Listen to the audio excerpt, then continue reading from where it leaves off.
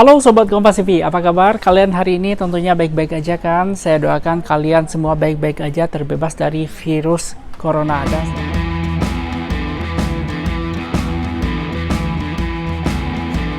Dan selamat datang di episode CCTV. Seperti biasa, di episode CCTV ini kita akan membahas hal-hal yang kemarin sempat trending di media sosial. Apa itu? Nah, ini adalah kesalahan dunia dalam menangani virus corona. Nah, hal ini disampaikan oleh Direktur Jenderal WHO Tedros Adhanom beberapa hari yang lalu. Nah, apa yang disampaikannya kita akan bahas di sini. Kita tahu bahwasanya virus corona ini sudah menyerang sebanyak 213 negara hanya dalam waktu 7 bulan saja. Pada akhir Desember lalu, 2019, virus ini menyerang kota Wuhan. Kemudian virus ini perlahan-lahan menyebar ke berbagai negara yang ada di dunia hingga sampai saat ini dalam hanya kurun waktu 7 bulan. Saat ini sudah ada sekitar 13,9 juta orang yang terinfeksi virus ini. Ini jumlah yang sangat banyak sekali ya, karena persebaran virus corona ini terjadi secara eksponensial. Jadi satu orang ini bisa menginfeksi beberapa orang. Kemudian orang yang sudah terinfeksi lagi bisa menularkan lagi. Nah, inilah kenapa banyak sekali orang yang terinfeksi dalam waktu dekat. Nah, kemarin PBB dalam hal ini WHO menyebut bahwasanya banyak negara yang menuju arah yang salah dalam menangani COVID-19. Nah, ini apa yang salah begitu? Karena kemarin itu WHO menyebut bahwasanya dalam satu hari di dunia ini ada sekitar 230.000 kasus baru corona. Nah, ini jumlah yang sangat banyak sekali ya. Nah, inilah kenapa menjadi evaluasi juga bagi WHO untuk negara-negara seluruh dunia. Nah, simak penjelasan dari WHO berikut. Too many countries are headed in the wrong direction. The virus remains public enemy number one. But the actions of many governments and people do not reflect of this. The only aim of the virus is to find people to infect. Mixed messages from leaders are undermining the most critical ingredient of any response: trust.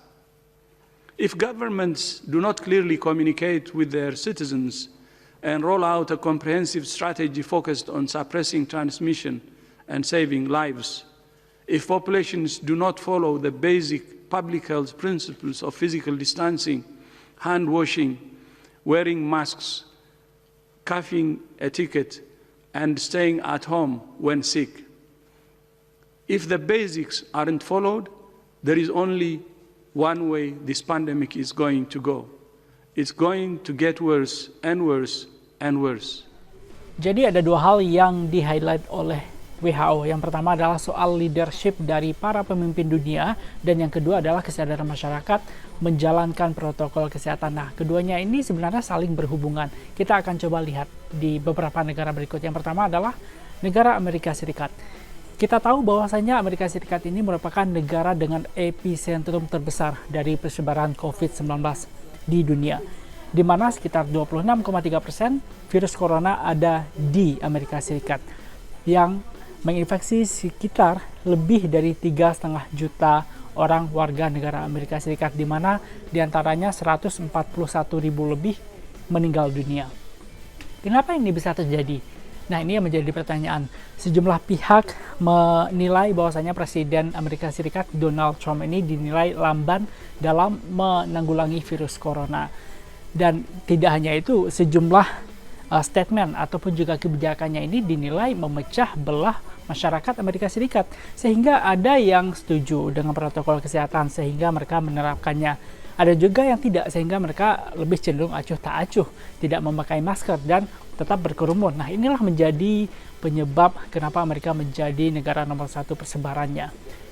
Oke, kemudian kita lihat yang kedua adalah Brazil. Nah, Brazil ini tiba-tiba angka penyebarannya mencapai 2 juta lebih kasus COVID-19 yang ada di sini. Nah, ini kenapa bisa terjadi?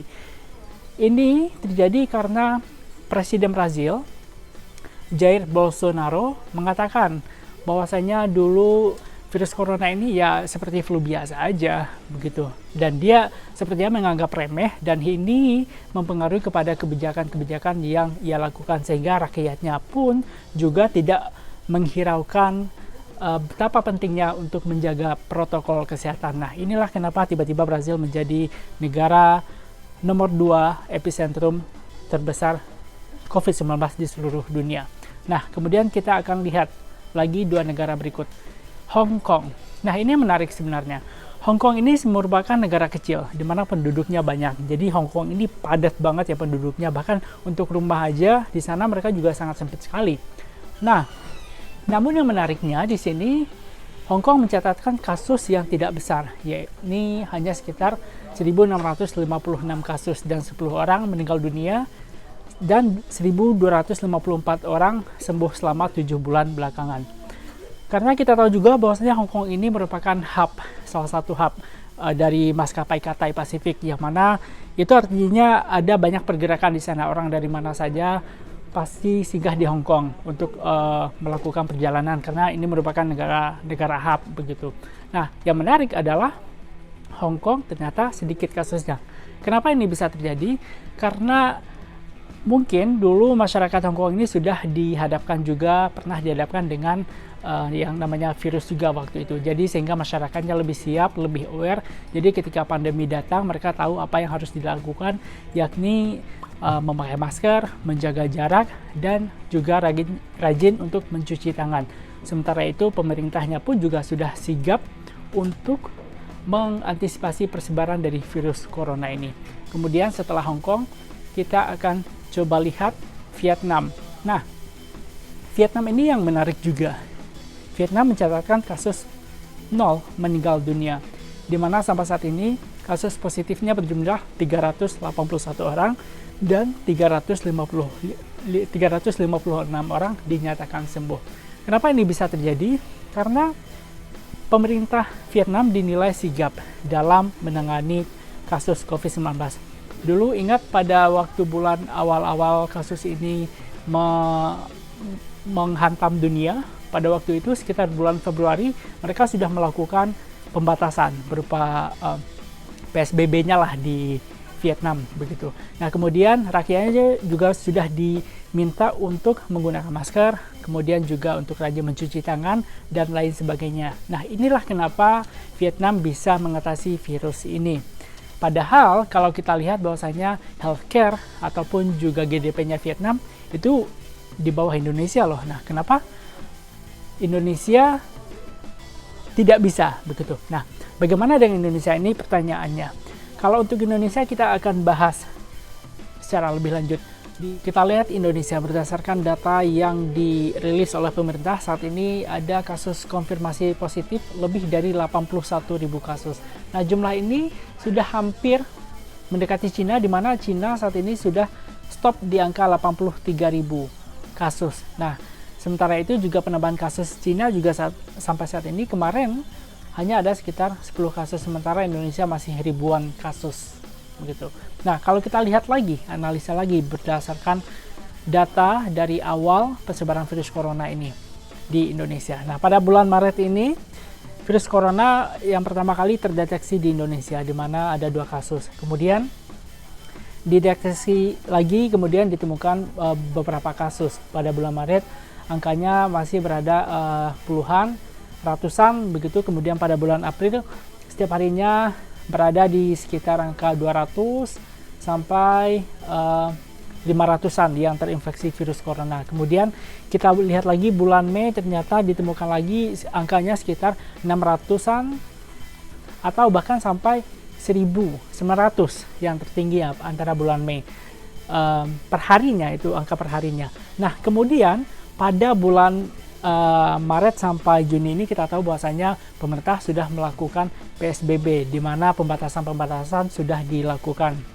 Kemudian pada bulan Juni pemerintah kembali melonggarkan PSBB dengan memasuki masa transisi menuju normal baru. Nah, ini kita lihat datanya.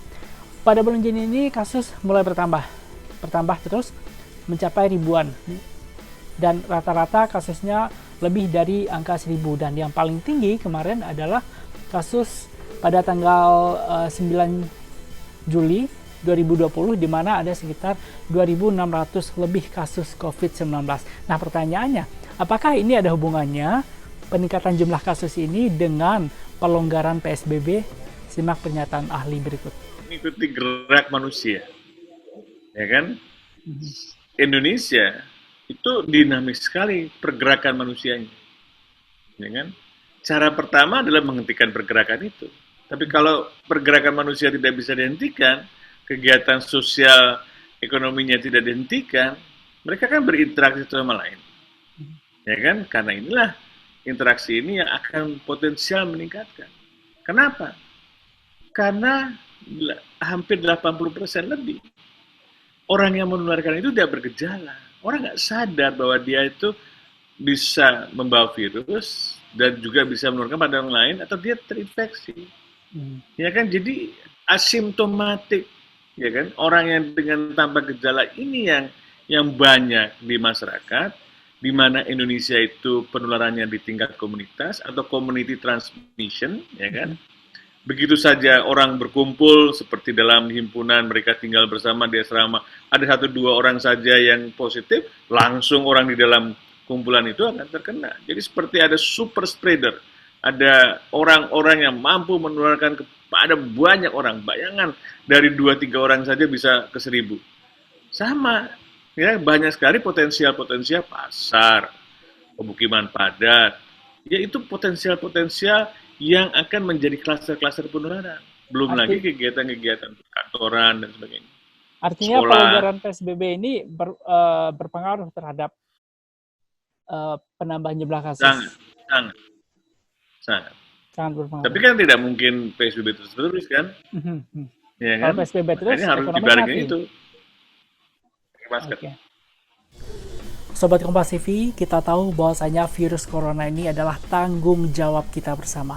Oleh karena itu, yuk kita sama-sama menerapkan protokol kesehatan, cuci tangan, jaga jarak, kemudian kalau sakit ya di rumah aja, dan selalu gunakan masker kalau kemana-mana. Dan yang tak kalah penting lagi, dibutuhkan leadership ataupun juga strategi jitu dari para pemerintah ini selaku pemangku kebijakan.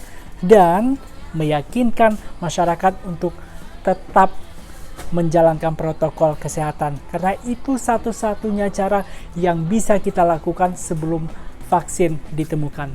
Saya Abdurrahim, sampai jumpa.